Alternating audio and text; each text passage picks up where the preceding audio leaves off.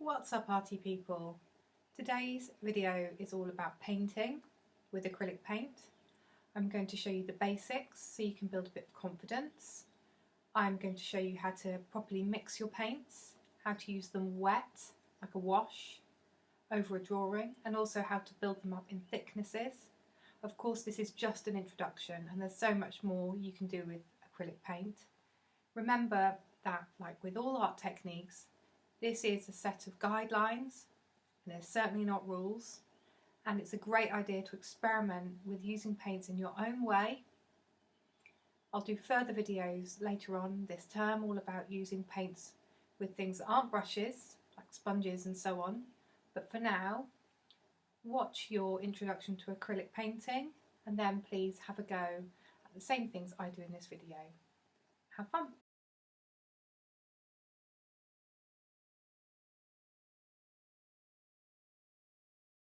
First of all, prepare your palette. You'll need an old bit of cardboard, water, brushes, 2 blues, 2 reds, 2 yellows, white, and you might need black. Don't put too much on, you can always add more. So the first thing I want you to do is to experiment by adding one of your primary colours, that's red, blue or yellow, to white. Start off by scooping up quite a large amount of white and adding a tiny bit of one of your blues to the white to make the palest shade you can. Once you've done that, I'd like you to take that shade darker a little bit at a time. You could be very careful and make the shifts in darkness very subtle. Being able to control the tone of your paint will give you much more freedom when you choose to paint from your 3D piece or whatever it is you're painting.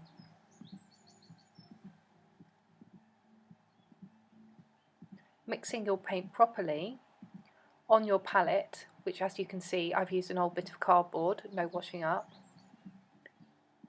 is important. Try not to get paint on the metal part of your brush, your ferrule, and mix your paint properly. You can, of course, play around with improperly mixing your paint, but let's get the basics right first.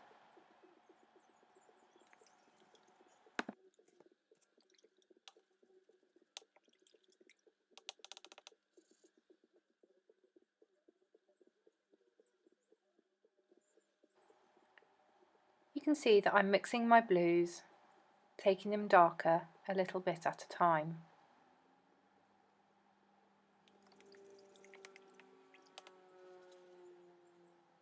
I'm drying my brush in between mixing and cleaning it too.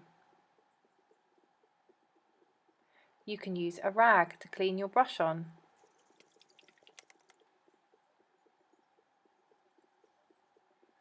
As I add my blue colour, I'll get closer and closer to the original colour that came from the tube. After that I'll want to take it darker, but do not add black. Instead of adding black to make a blue darker, try a touch of red. You'd use the darker red on the palette for this. This will of course make it slightly more purple. Try adding a touch of red, a touch of yellow.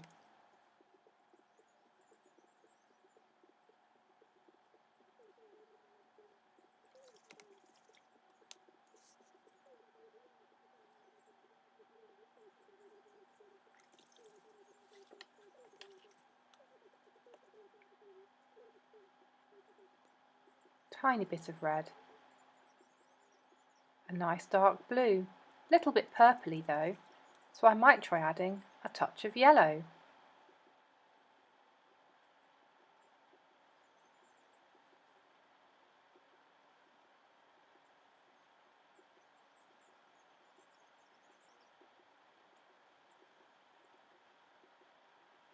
Now I'm going to make a brown. Adding your primaries all together will give you a brown, yellow, red and blue. Mix them together I'll get a nice mid-flat brown. If it looks a bit too red, or a bit too blue, or a bit too yellow, try adding one of the other colours. Now I can make a lovely neutral grey by adding a tiny spot of my brown made with 3 primaries to a lot of white. This is a lovely way to make softly tinted greys that will be a lot more subtle and have a lot more depth than any grey made using black. Try not to use black at all. Experiment with tiny bits of colour like I just showed you, making greys that are tinted slightly red, slightly blue or slightly yellow.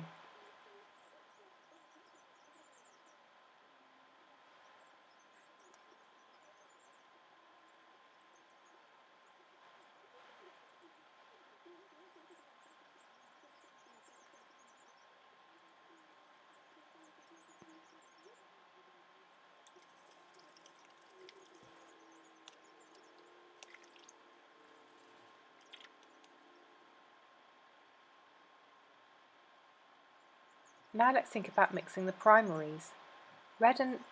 Yellow and blue, of course, will make green.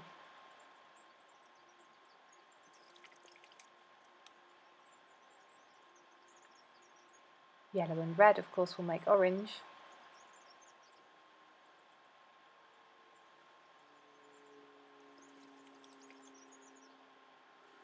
And blue and red will make purple. You've got 2 blues, 2 reds and 2 yellows on your palette, so experiment with what happens when you mix them together in different proportions.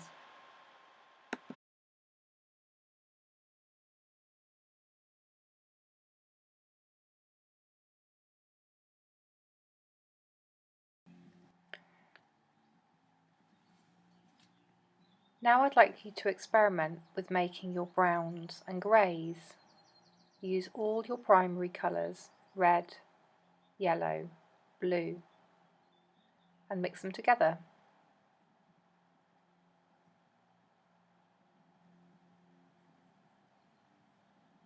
You might find you need to add more of one colour to get the desired brown.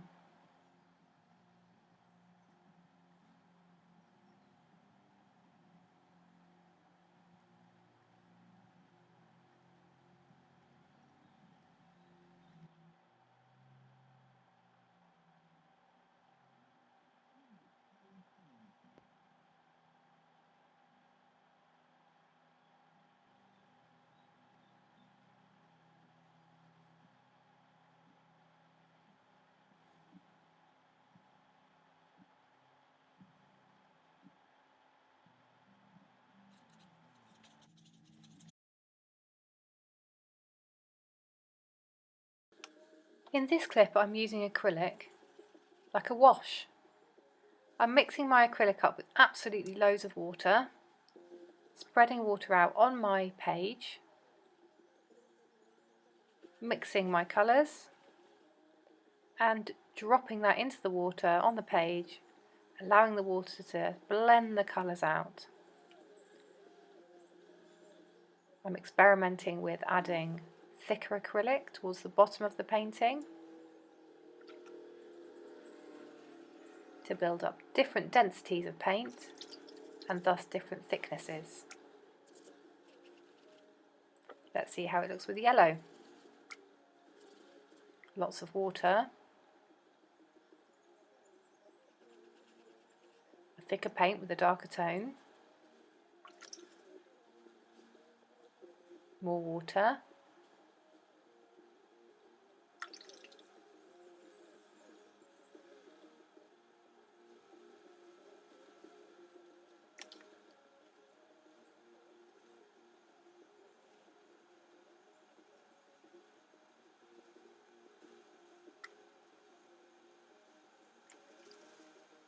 now a dry brush technique, really drying my brush. Just paint, no water. I'm going to add darker tones to this and my brush is going to get drier and drier as I add them. In painting you often want to see the brush marks. Look how flicky my brush marks are. Brush marks and texture are important in painting, so is contrast. That's why I'm going so dark now. Look at the flickiness of the brush marks. I'm not mixing the paint properly anymore. Really experiment in your sketchbook. Don't worry about painting an object or an item, just experiment with the paint, starting wet and then working drier and darker. Have fun with that. Fill a whole page.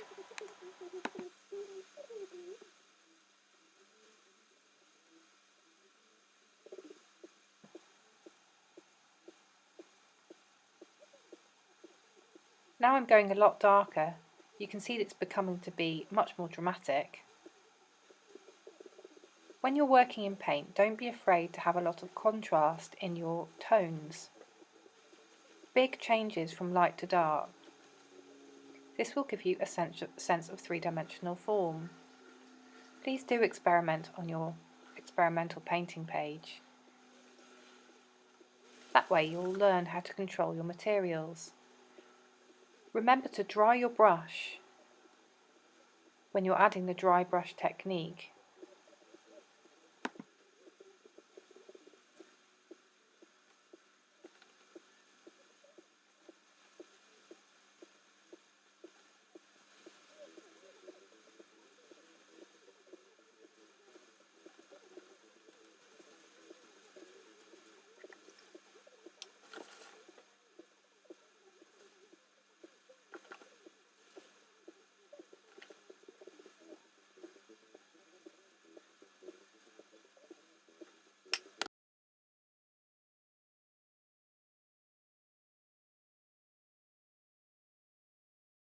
Okay, now I want you to do a painting of a close-up of your 3D piece or your painting or drawing object, whatever it is you're working from. Here's my sculpture, my mobile sculpture I made a month or so ago, and I'm going to focus on just this one little tiny section of it. I'm going to start off by marking on my page how big I want my observation painting to be. I'm then going to make quite a loose drawing of it, which I'll work back over in heavier pencil, just the outline or contour.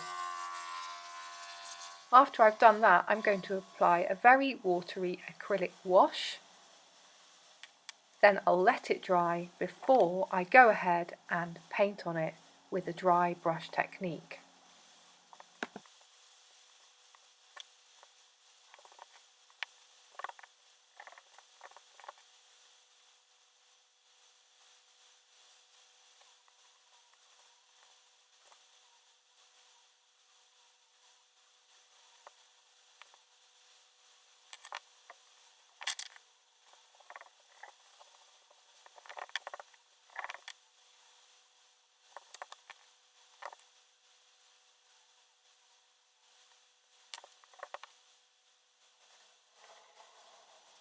Okay, so now I'm happy with my drawing. I'm going to apply my thinned acrylic wash over the top. It's going to be really, really watery. I'm just going to loosely put it on, a mid-yellow, lots of water. I'm not going to fill right to the edges. I'm just building up a sense of three-dimensionality and light. Now I need to either leave that to dry or dry it with a hairdryer before I can do anything else to it. It's a hot day, so it's going to dry quickly for me. Now I'm going to do the same thing for the shadow. Very watery wash. Water on first, then my neutral grey. Over the coming parts of the video, I'm going to build up lights and darks with dry brushes. So I've applied a few of the darker sections with a dry brush, and now I'm mixing up a mid-greeny brown for the contour or the outline of my form. Now I'm not going to draw around the whole thing, that would completely flatten it. Instead I'm looking carefully at my mini sculpture and seeing which edges of it seem to stand out to me the most, which are important and show the curly shape of it. And with a slightly more pointed brush and a very loose grip on my paintbrush, I'm adding some of the outline or the contour shape to my painting.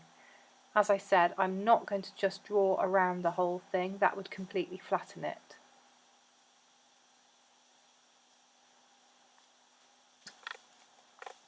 Now for the remainder of this clip, what I'm doing is with a dry brush on a dry painting, don't work on a wet painting, dry it off first, I'm layering up first the mid-tones, so where my object is middle yellow, then the highlights, where it's lightest, where the light hits it, and then finally the most contrasting dark bits to really make it stand out, and then again a little bit of highlight at the end. I'll speed it up so you don't get bored, but just to remind you, I'm not colouring in, I'm putting some brush marks on. I'm using a dry brush and I'm looking really carefully at my object and observing from that.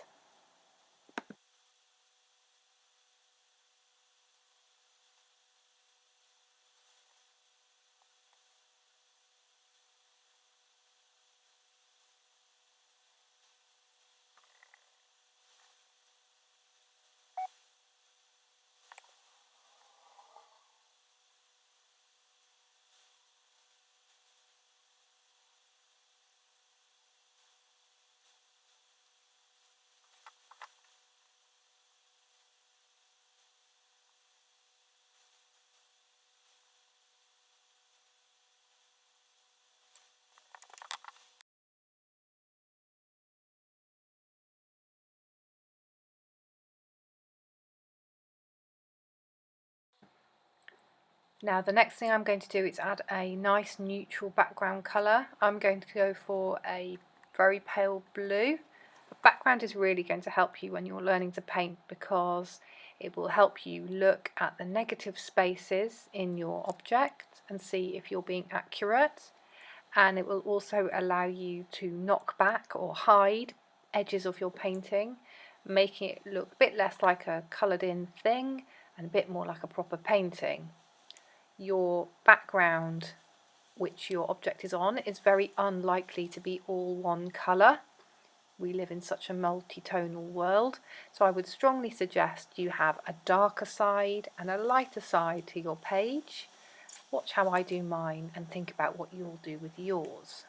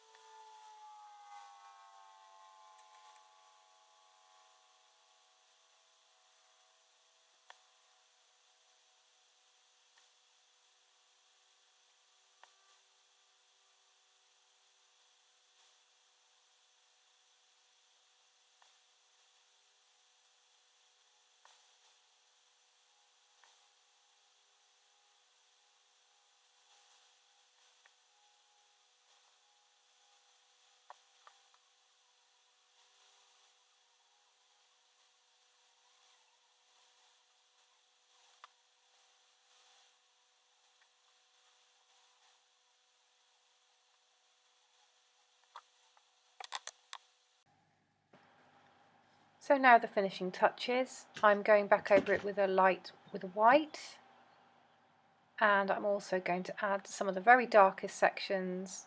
One of the most important elements of painting is contrast, and I want the darker bits that are at the back of my object, behind the front bits of the object, I want them to be darker and pushed back. You can also think about working into your paintings with pencil. Remember, anything goes. You need to produce at least 2 paintings from your piece.